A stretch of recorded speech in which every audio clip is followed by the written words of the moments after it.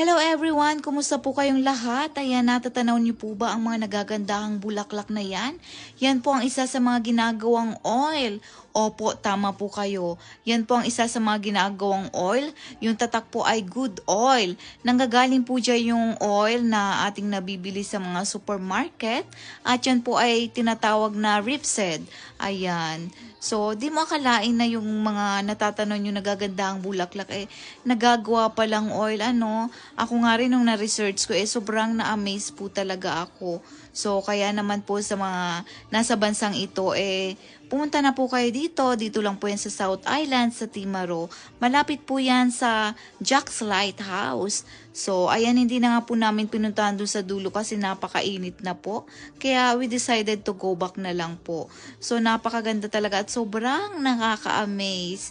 So, ano pang hinihintay nyo? Pumunta na kayo at i-share nyo rin ang video.